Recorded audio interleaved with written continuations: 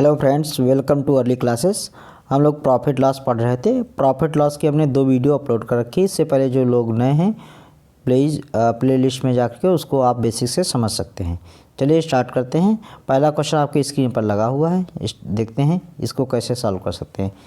नमक के मूल्य में 20% की कमी होने पर एक खरीदार 100 रुपये में 4 किलोग्राम नमक और अधिक खरीद लेता है। नमक का घटा हुआ मूल्य प्रति किलोग्राम कितना है? घटा हुआ मूल्य मतलब ये कौन सा? बाद वाला। ऐसे 2 क्वेश्चन इसमें आंसर पूछे जाते हैं। एक नमक के मूल्य में कमी हो गई है तो बाद वाला मूल्य, और एक पहले वाला मूल्य। ऐसे क्वेश्चन करने के लिए 2 मेथड होता है, एक ट्रिकी मेथड होता है, एक कॉन्सेप्चुअली। मैं दोनों बताता हूँ। पहले ट्रिकी मेथड देखते हैं। 20% की कमी, 20% जितना परसेंट की कमी या वृद्धि हो उसको एज इट इज लिख लीजिएगा। 20% की कमी हुई है तो 20% मतलब कितना हुआ? 1/5। 20% मतलब 1/5। और कितने रुपए में अधिक नमक आ रहा है? 100 रुपये में 4 किलो नमक अधिक आ रहा है। एज इट लिख दो। तो इसको सॉल्व कर लेंगे। 5 चौके 20, 25 100। आपका आंसर आ गया। ऑप्शन नंबर क्या है? सेकंड। बिल्कुल लॉजिक सा। ठीक है। अब ये हुआ कैसे, इसको फिर से समझ लें एक बार। आपको मैंने बताया कि जितने परसेंट की कमी या वृद्धि हो उसको एज इट लिखेंगे। 20% की कमी हुई है तो 20% को एज इट लिख लो, 1/5। फिर आप ये देखेंगे कितने रुपए में, यानी 100 रुपये में कितना अधिक नमक आ रहा है या कितनी वस्तु ज़्यादा आ रही? 4 किलो। उसको एज इट लिखना और सॉल्व कर लेना। इससे कौन सा आंसर आता है? कमी या वृद्धि के बाद वाला आंसर आता है, जैसा कि इसमें भी हुआ है। 20% रेट में कमी हो गई है तो उसके बाद वाला नमक का घटा हुआ मूल्य आ गया। अगर जो कहता पहले वाला बताओ तो पहले वाला बताने के लिए आपको एक रूल लगाना होता है कमी वृद्धि का। इससे पहले जो लोग नए हों उनको नहीं अगर पता है तो इसको समझें कमी वृद्धि क्या होता है। मान लो मैं लिखता 1/3 और इसमें कहता मैं वृद्धि का रूल लगा रहा हूँ। 1/3 में वृद्धि का रूल लगाऊंगा तो ये एक जो है ऊपर वाला न्यूमरेटर अंश वाली वैल्यू हर में जुड़ जाएगी, मतलब 1/4 हो जाता। अगर जो मैं कहता ये यही मैं वृद्धि कमी का रूल लगाऊंगा तो क्या हो जाएगा? ये घट जाएगा। कितना हो जाता? 1/2 हो जाता। समझ गए? मतलब अंश वाली वैल्यू यानी न्यूमरेटर वाली वैल्यू डिनोमिनेटर में जुड़ती है या घटती है कमी वृद्धि के अकॉर्डिंग। चलो देखते हैं इसको। अगर जो हमको कहता है कमी के पहले वाला मूल्य बताओ तो हम 20% मतलब कहता है 1/5 की क्या हो रही? कमी हो रही है। तो कमी कर देंगे, कितना आ जाएगा? 1/4। देन 100 रुपये में फिर से वही बात, कितना मूल्य अधिक आ रहा? नमक 4। सॉल्व करेंगे। 4 25 100, 25 को 4 से काट देंगे, कितना आएगा? 6.25। तो कमी के वृद्धि वाला, कमी से पहले वाला रेट कितना था? 6.25। और जब रेट में कमी हो गई तो कितना रेट मूल्य आया? 5 रुपये। क्लियर हो चुका होगा। तो ये है। अब इसको कॉन्सेप्चुअली जैसे कोई समझना चाहे कि ये कैसे, कॉन्सेप्ट का बेस किसका क्या होगा, तो कॉन्सेप्ट भी देख लीजिए भाई। ये समझिए 20% है यार। 20% में जब रेट में कमी हुई है तो कितना नमक अधिक आ रहा है? 4 किलो नमक आ रहा है। आ रहा है कि नहीं आ रहा है? तो 20% रेट में कमी होने से इतना 4 किलो नमक अधिक आ रहा है। यार जितना उसके पास रुपया था उसमें कितना नमक ला रहा होगा ये जान लें। तो यानी कितना रुपया होगा? चाहे उसके पास 10 रुपया हो, 20 रुपया हो, 200 रुपया हो, वो सब 100% के बराबर होगा कि नहीं? तो यानी 100% अगर हम निकाल लें, 100% में कितना नमक आ रहा है? तो 100% में यानी 20 पंचे 100, तो इधर 4 पंचे 20, 20 किलो नमक आ रहा होगा। 100 रुपये में 100% में 20 किलो नमक आया था। और 100% मतलब कितना है उसके पास? 100 रुपया ही है। तो 100 रुपये में 20 किलो नमक आ रहा है। 1 किलो नमक कितने पड़ेगा? 100/20, 20 पंचे 100। आपका आंसर नंबर बी। समझ गए होंगे। इस तरीके से इसको करेंगे। ठीक है, ये कॉन्सेप्ट है। अगर अभी भी डाउट है तो कोई बात नहीं, आगे मैंने एक और क्वेश्चन इसी पर लिया है वृद्धि करके। चलिए उसको देख लेते हैं ताकि और क्लियर हो जाए आपका कॉन्सेप्ट। नेक्स्ट क्वेश्चन देखते हैं। ये आपके स्क्रीन पर लगा है। इससे पहले जो लोग प्लीज़ नए हैं तो चैनल को सब्सक्राइब कर लें अगर उनको कॉन्सेप्ट और मेथड समझ में आ रहा हो। ऐसे ही कॉन्सेप्ट और मेथड्स मैं सारे वीडियो में आपको बताऊँगा। आमों के मूल्य में 20% की वृद्धि हो जाने से एक व्यक्ति को 40 रुपये में 4 आम कब मिलते हैं? आम के रेट में वृद्धि हो गई, 20% बता रहा है। रेट में अगर वृद्धि हो जाएगी तो वास्तव में आम कम मिलेंगे। तो वही है 40 रुपये में 4 कम आम मिल रहे हैं। तो वृद्धि से पहले, यहाँ देखो वृद्धि से पहले वाला यानी कमी और वृद्धि का रूल लगाना पड़ेगा। अगर ट्रिकी लगाते हैं तो 20% मतलब कितना होता है? 1/5 आप जानते हैं। अब इसमें क्या हुई है? वृद्धि हुई है। तो कमी वृद्धि वाला रूल लगाएंगे ना, पहले वाला रेट निकालने के लिए कमी वृद्धि रूल लगाएंगे। तो रूल लगाएंगे तो क्या होगा, 1/6 आ जाएगा। वृद्धि हुई है तो नीचे क्या कर देंगे, ऐड कर देंगे, 1/6 हो गया।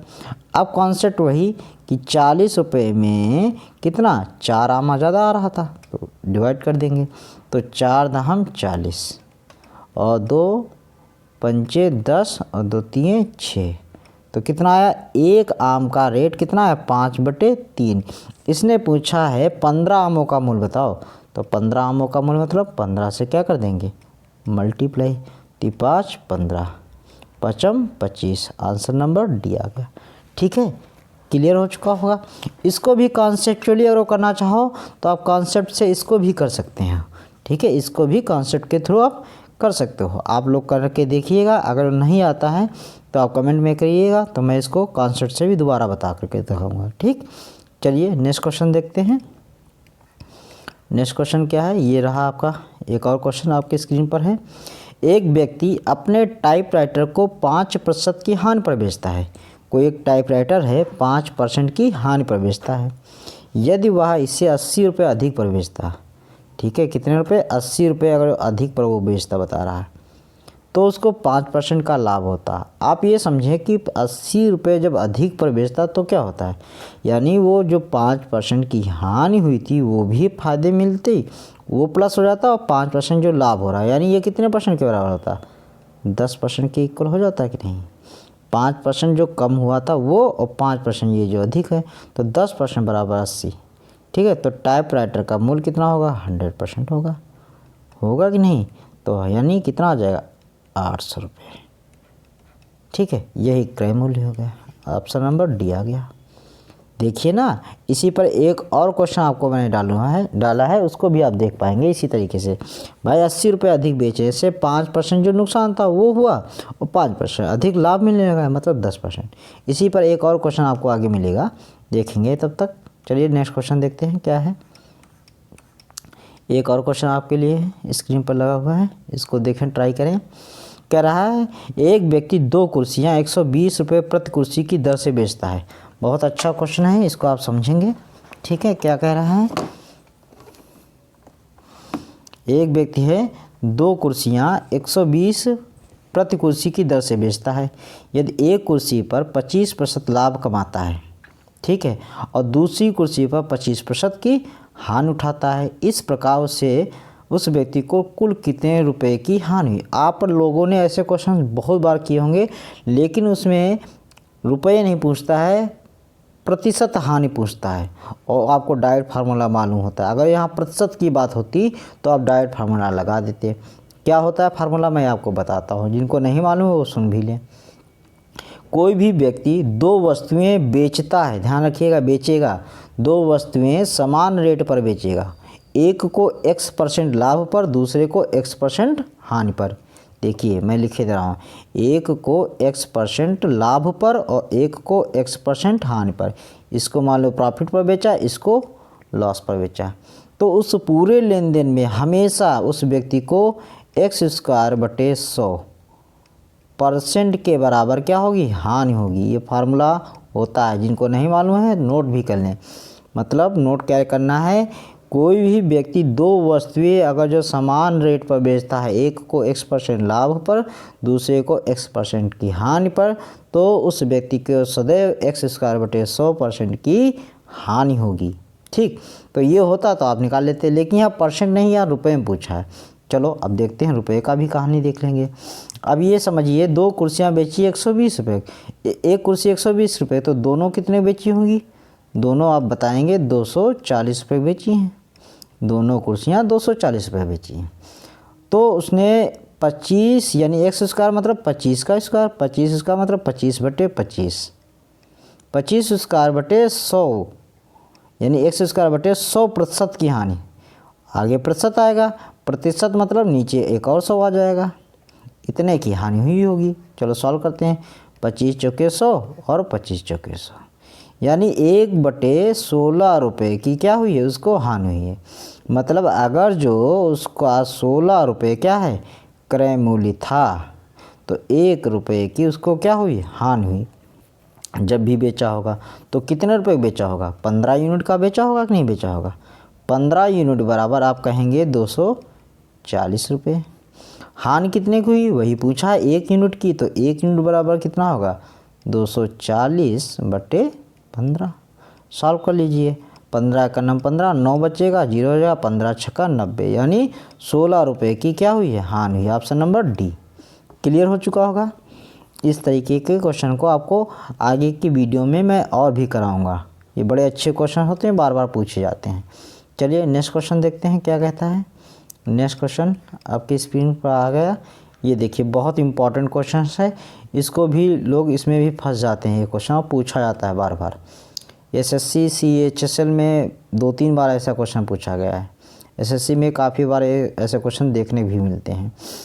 एक आदमी 2160 रुपये में 2 पंखे खरीदता है। कितने रुपए में, 2160 रुपये में 2 पंखे खरीदता है। एक पंखा 15% के लाभ पर और दूसरा 9% की हानि पर बेचता है, और उसको पूरे सौदे में ना लाभ होता है ना हानि होती है। बता रहा पंखे का क्रय मूल्य कितना है। ये ध्यान दीजिए, दो आपको हमेशा ऐसे मिलेगा। वहाँ पर बेचने की बात है, यहाँ खरीदने। कोई भी व्यक्ति है, 2 चीज़ें एक खरीद लेगा, एक को कहेगा x% लाभ पर, दूसरे को x% या y% हानि पर, और कहेगा कि इस पूरे सौदे में ना कुछ लाभ हुआ ना हानि हुई, दोनों का क्रय मूल्य बताओ। तो आपको ऐसे क्वेश्चनों को, ये कॉन्सेप्ट है, ये एक टाइप है, ऐसे क्वेश्चनों को आपको एलिगेशन मेथड से लगाना चाहिए। मतलब ऐसे 15% लाभ हुआ एक तरफ लिखेंगे, 9% हानि हुई एक तरफ लिखेंगे, इधर प्रॉफिट इधर लॉस।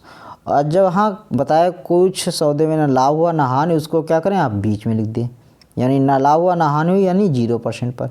इसको आप अप्लाई कर देंगे एलिगेशन। तो 9 से 0 गया कितना है 9, 15 से 0 गया कितना है 15, यानी 3:5। ये क्या है, क्रय मूल्यों का अनुपात आ गया। क्रय मूल्यों का अनुपात कितना है, 3:5 आया। तो दोनों का क्रय मूल्य अगर जोड़ दें कितना आ जाएगा, 8 यूनिट आ जाएगा। 8 बराबर 2160। 1 यूनिट बराबर सॉल्व करेंगे तो 8 दूनी 16, 5 8 सत्ते 56, यानी 270। तो एक पंखे का मूल्य कितना होगा 27। 1 यूनिट बराबर 270, तो 3 यूनिट बराबर कितना हो जाएगा 27×3=81, 810। दूसरे का 5 से मल्टीप्लाई करेंगे 135, यानी 1350। तो एक का 810, दूसरे का 1350। ऑप्शन नंबर कौन सा है, सी आ गया। क्लियर हो चुका होगा। इसमें आप एलिगेशन मेथड ही लगाया करें, ठीक है।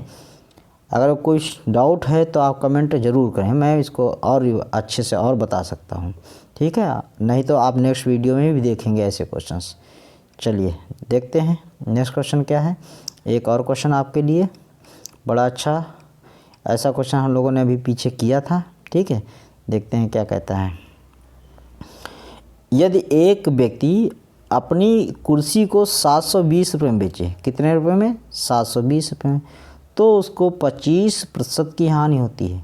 अगर वो किसी वस्तु को 25% की हानि पर कोई व्यक्ति बेचता है तो कितने % पर बेचेगा। तो आप आराम से बता सकते हैं कि उसको 75% पर उसने क्या किया होगा, बेचा होगा। भाई 25% की हानि पर बेचेगा तो 75% पर बेचेगा, यानी 75% बराबर 720 रुपये। चाहता है वो 25% का लाभ, यानी कितने % पर फिर बेचेगा, 125% पर बेचेगा, तभी तो उसको लाभ होगा, क्योंकि क्रय मूल्य 100% होता है। 25% लाभ मतलब 125% पर बेचेगा। तो 125% बराबर क्या होगा 125, और ये वाला कहाँ जाता है, इधर नीचे आ जाएगा 75 × 720। 25×3 75, 25×5 125, 3 से काटेंगे 24, ठीक 240 आ जाएगा। 24×5 120, तो कितना आया 1200 रुपये। ऑप्शन नंबर पहला आ गया, ठीक। ये उसका क्या हो गया, ये उसका। तो बताओ उसे कितने रुपए में बेचना चाहिए, तो कितने रुपए में बेचेगा 1200 रुपये में बेचेगा, तब उसको 25% का क्या होगा, लाभ होगा, ठीक। नेक्स्ट क्वेश्चन देखते हैं। एक और क्वेश्चन ऐसा मैंने पहले कराया था, आपको देख लीजिए, आपसे ही हो जाएगा। इसने कहा है मोहन ने अपनी घड़ी को 10% हानि पर बेची। यदि उसने उसी घड़ी को 45 रुपये अधिक पर बेचा होता तो उसको 5% का लाभ मिला होता। घड़ी का विक्रय मूल्य कितने रुपए था, मतलब पहले वाला रेट जब 10% की हानि पर बेचा था, क्रय मूल्य नहीं निकालना है, ध्यान रखना।